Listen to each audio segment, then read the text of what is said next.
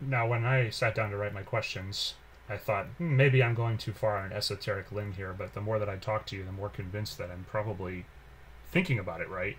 You have one song and one chapter in the story called Fight Club, and then Yeah. somewhere buried in, I think, in the third chapter, there's a TV on in the background, and I saw one of the lines from Fight Club. I'm glad you picked up on that. Oh yeah, yeah. No, like I was 19 when Fight Club came out, and I was in college, and it was probably the transformative experience of my life at that point. And what it said about the self, and what it said about what you know about yourself. So I think the line you had is, "It's only in when we've lost everything that we're free to do anything." And Yeah. I have to. What I'm assuming now, and just you drive me away from this if I'm far off base, is that all of this is kind of like a parallel exercise in duality, right? The main character Yeah. and Sue, it's kind of like realizing the other side of the coin is there, and then, as we've been Yeah. discussing, trying to push through it.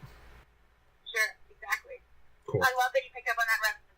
It makes me very happy because there's a lot about that movie that not only changed my perspective on mental health, but it changed my perspective on well, it made me understand insomnia because that's something I've dealt with a lot as well. It's like Moonshine is all about insomnia, and it also artistically and like the way a story is told changed my perspective on storytelling, and flipping the switch at the end of the story is that I actually totally was changed by Fight Club, and had to 100% had to include those references, and I'm really glad you picked up on it. I think for me personally, it became a thing of like I thought I knew who I was, and then that made me think I got to rethink everything. Like Yeah, yeah, and art should do that. Art should.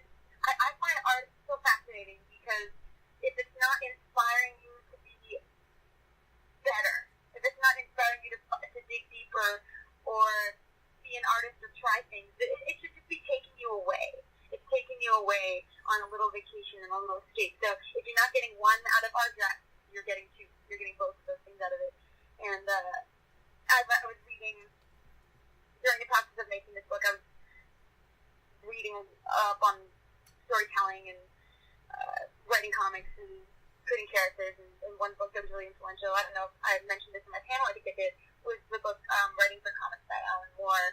And in it, he said, there is no point in writing, what did you say, writing a plot a plot is meaningless without a meaning. So everything that he writes, there is some sort of like embedded hint of morality, or there's some embedded message. All of his Swamp Thing series, you would think it's just like a surface level story, but it's actually like a whole metaphor for feminism. Watchmen had a lot of political themes in it. He basically said, like,